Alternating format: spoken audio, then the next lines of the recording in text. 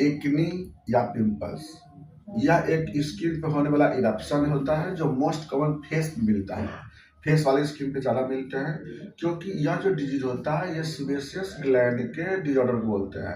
होता क्या है कि स्किन पे जो होता है दो तरह के ग्लैंड होते हैं, एक होते हैं सीबेशियस ग्लैंड होते हैं, एक होता है सूर्य ग्लैंड होता है। जो सीबेशियस ग्लैंड जो होते हैं वो भी एक प्रकार का इसका ग्लैंड होता है जिसका काम होता है सीबम का फॉर्मेशन करना।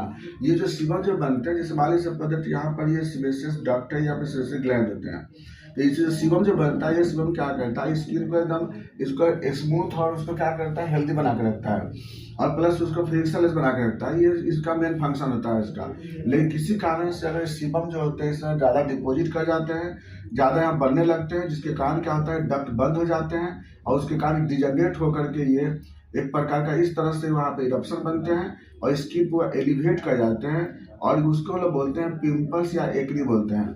इसमें कई कोई स्टेज होता है। सबसे पहले जब यहाँ पर सीबेशियस ग्लैंड बनते हैं, फिर कोमेडोर बनते हैं, फिर व्हाइट कोमेडोर बनते हैं, फिर उसमें इन्फ्लामेशन होते हैं, फिर पस्ट्यूल होते हैं, फिर ब्लैक कोमेडोर होते हैं, तब जाकर के लास्ट में एक्नी होते हैं। यानी कई कोई स्टेज होता है इसको, इसी स्टेज को लोग पिंपल्स बोलते हैं। यानी कि कोमेडोर से लेकर के एक्नी तक के बनने को सफर को पिंपल्स कहा जाता है। अब इसके कारण क्या होते हैं, या तो हो सकता है कि बहुत ज़्यादा सीबम बन रहा हो। जनरली सीबम ज़्यादातर रात में बनते हैं। सीबम का फॉर्मेशन एस्ट्रोजन हार्मोन के द्वारा होता है, और एस्ट्रोजन ज़्यादातर रात में ज़्यादा बनते हैं। इसलिए क्या होता है ना कि रात में आपको सीबम का फॉर्मेशन ज़्यादा होता है यहाँ पे।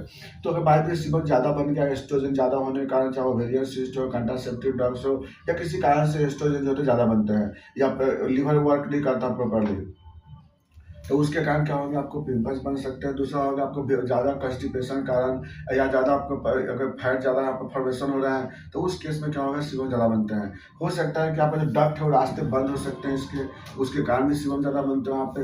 तो किसी कारण से यहाँ पे ऑब्स्ट्रक्शन होने के कारण यहाँ पर सीबम का एक्वोल्यूशन होता है, और उसके कारण वहाँ पर सिस्ट बनते हैं। और बनने के बाद क्या होता है, कई तरह के स्टेज बन जाते हैं। शुरू में रहते हैं आपको कोमेडोन फॉर्म में रहते हैं, व्हाइट फॉर्म में रहते हैं, बाद में जाके उसमें इन्फ्लामेशन होते हैं, फिर पस बनते हैं, और फिर जाकर वहाँ से जब आप ब्लैक हो जाते हैं, बाद में सिस्ट बनते हैं। तो अलग अलग का स्टेज होता है, उसके अनुसार इसकी दवा भी चलती है, मैनेजमेंट उस ढंग से इसमें करते हैं हम लोग। तो मेडिसिन भी इसमें जो है तरह तरह के मेडिसिन होते हैं, अलग अलग वेराइटीज़ के तरह मेडिसिन होता है। कभी वो लोग CPI यूज़ करते हैं, कभी लाइकोपोडियम यूज़ करते हैं, कभी वहाँ पर बेलाडोना यूज़ करते हैं, कभी ग्रेफाइटिस यूज़ करते हैं, कभी सल्फर यूज़ करते हैं।